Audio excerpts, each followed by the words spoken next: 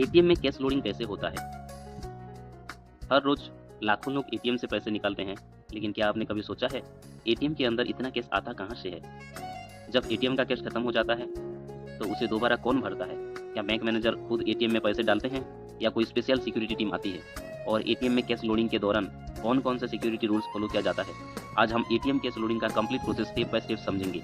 Video को and तक जरूर देखिए, क्योंकि आज आप बैंकिंग की एक ऐसी प्रोसेस जानेंगे जो आम लोगों को देखने का मौका बहुत कम मिलता है। एटीएम में कैश भरने की जरूरत क्यों पड़ती है? हर एटीएम से रोज कई कस्टमर्स कैश विड्रॉल करते हैं। जैसे जैसे ट्रांजैक्शन बढ़ते हैं, एटीएम के अंदर रखा कैश कम होता जाता है। बैंक या ऑथराइज्ड सर्विस प्रोवाइडर एटीएम की कैश अवेलेबिलिटी को मॉनिटर करता है। जब सिस्टम दिखाता है कि कैश रिफिल की ज़रूरत है, तब कैश लोडिंग का शेड्यूल बनाया जाता है। एटीएम में कैश कौन भरता है?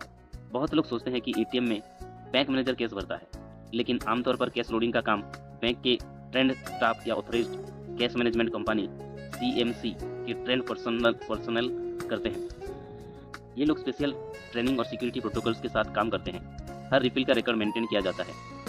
कैश लोडिंग से पहले क्या होता है? कैश लोडिंग या फिर कैश को डिनोमिनेशन के हिसाब से तैयार किया जाता है, जैसे 100, 200, 500।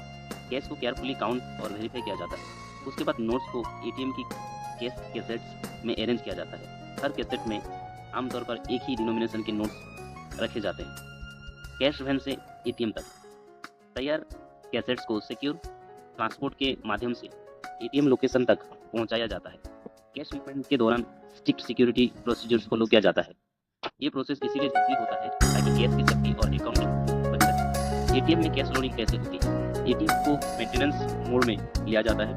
ऑथराइज्ड पर्सनल एटीएम के सेफ कंपार्टमेंट तक पहुंचते हैं।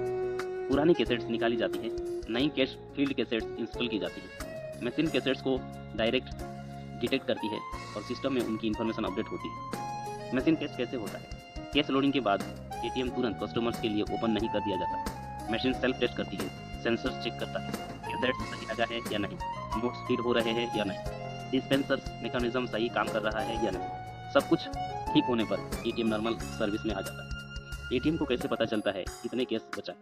हर विड्रॉल के बाद एटीएम अपना कैश रिकॉर्ड अपडेट करता है, इसीलिए सिस्टम को पता होता है कि किस कैसेट्स में कितने नोट्स बचे।